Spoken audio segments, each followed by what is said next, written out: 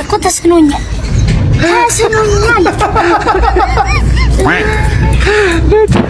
አንዴ ለምግብ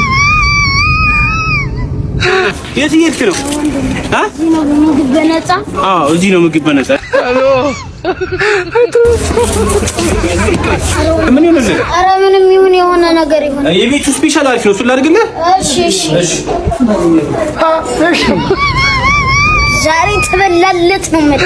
A few moments later. ምግቡን ወደድሽው? ኧረ እንደው ያበደ ነው ምግባችሁ።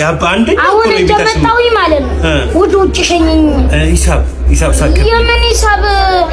ለዓይነ በስር በነፃ ነው ብላችሁ የለ እንዴ? ኖ እኮ ግን አንቺ እንዴት አነበብሽ? እንዴት አነበብሽ? ያረዳ